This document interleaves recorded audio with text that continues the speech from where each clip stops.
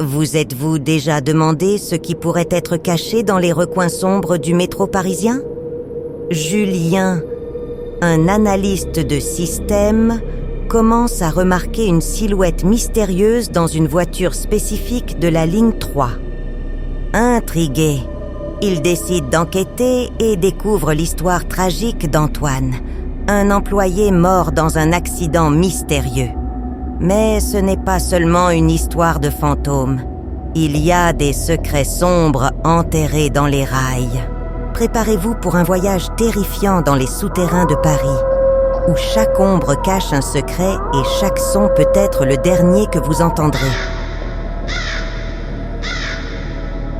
Julien, un jeune analyste de système parisien, commence à remarquer une silhouette sombre dans une voiture spécifique de la ligne 3 du métro de Paris. Intrigué, il décide d'enquêter et découvre l'histoire tragique d'Antoine, un ancien employé mort dans un accident mystérieux. Avec l'aide de Claire, une jeune historienne, Julien déterre des secrets sombres et cachés de l'administration du métro, les menant à une révélation choquante. En 2008, Julien commence à remarquer une voiture vide sur la ligne 3 du métro de Paris, à l'exception d'une silhouette sombre. Il décide d'enquêter et, un soir, il entre dans la voiture. À mesure que le métro se déplace dans les tunnels, Julien ressent une présence froide et oppressante, entendant des chuchotements indéchiffrables qui le laissent perturbé et curieux d'en savoir plus. Julien commence à rechercher l'histoire du métro et découvre Antoine, un employé mort dans un accident sur les rails en 1978. Antoine était connu pour être un travailleur dévoué, et sa mort a soulevé de nombreuses questions et rumeurs sur la négligence de l'administration du métro. Pendant son enquête, Julien rencontre Claire, une jeune historienne également intriguée par les mêmes événements. Claire révèle qu'elle a trouvé des archives anciennes mentionnant des apparitions d'un fantôme dans la même voiture, toujours essayant de communiquer quelque chose d'urgent. Ils décident d'unir leurs forces pour découvrir la vérité. Julien et Claire découvrent que l'accident d'Antoine n'était pas une simple erreur humaine. Ils trouvent des preuves qu'il essayait d'empêcher une grande catastrophe sur les rails, quelque chose que l'administration du métro avait couvert pour éviter un scandale. Antoine avait découvert une faille structurelle critique qui pourrait causer un déraillement catastrophique. Julien commence à remarquer que son patron, Marc, agit de manière étrange. Marc, qui travaille pour la compagnie de métro depuis des décennies, semble être impliqué d'une manière ou d'une autre dans l'accident d'Antoine. Julien et Claire enquêtent plus profondément et découvrent que Marc était l'un des ingénieurs responsables de l'entretien des rails à l'époque de l'accident. En confrontant Marc, Julien et Claire découvrent qu'il avait couvert les failles des rails pour protéger sa réputation et garantir sa promotion. Marc confesse qu'il a toujours su que l'esprit d'Antoine tentait de prévenir du danger imminent. Mais il a choisi d'ignorer les avertissements par peur des répercussions. Avec ces nouvelles informations, Julien et Claire parviennent à convaincre l'administration du métro de réaliser une inspection complète des rails. Ils trouvent et corrigent la faille structurelle qu'Antoine avait tenté de signaler des années auparavant. L'esprit d'Antoine peut enfin reposer en paix, sachant que son sacrifice n'a pas été vain. Julien et Claire se sentent soulagés et satisfaits d'avoir prévenu une tragédie. Julien et Claire, désormais plus proches, décident d'enquêter sur d'autres mystères historiques du métro de Paris. Cependant, Julien commence à avoir des cauchemars fréquents avec la silhouette sombre dans la voiture et sent que quelque chose ne va toujours pas. Il réalise qu'il y a plus dans l'histoire d'Antoine qui n'a pas encore été révélée. Julien découvre qu'Antoine avait un frère jumeau, Pierre, qui travaillait également pour le métro et a mystérieusement disparu peu avant l'accident. En enquêtant plus profondément, Julien et Claire découvrent que Pierre était impliqué dans une conspiration pour saboter l'infrastructure du métro, cherchant à se venger de l'administration corrompue. Au point culminant de l'histoire, Julien et Claire trouvent Pierre, qui est vivant et caché dans les tunnels du métro, planifiant une attaque finale. Pierre révèle que l'esprit d'Antoine a essayé de l'en empêcher, mais il était déterminé à exposer la corruption à tout prix. Dans un retournement de situation frappant, Julien est forcé de confronter Pierre, aboutissant à une bataille dans les tunnels sombres.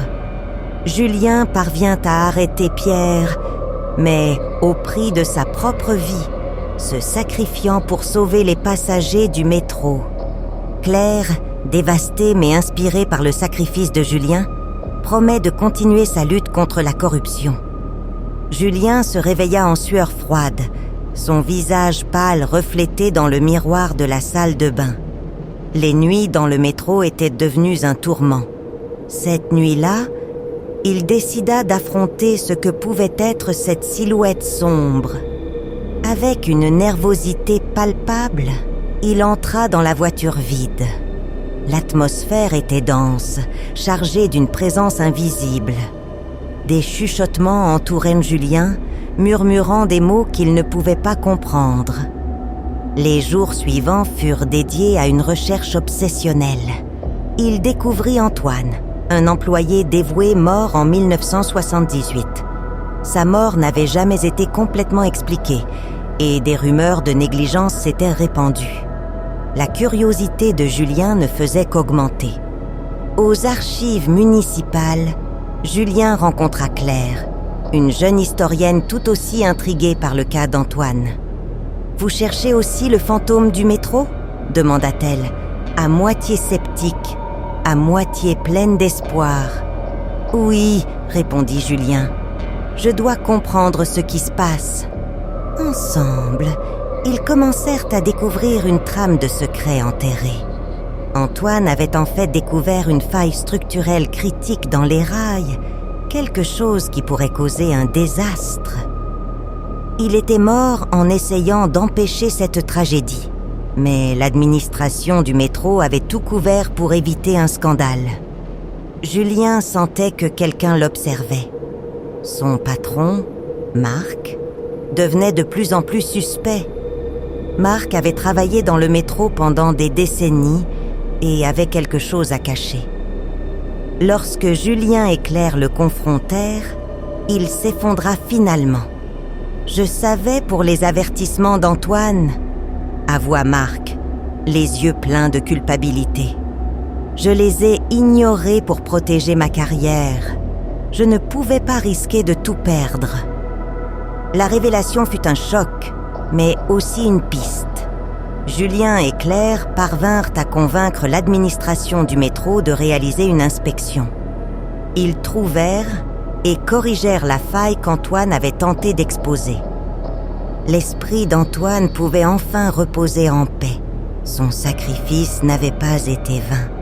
Julien et Claire, soulagés, croyaient avoir résolu le mystère.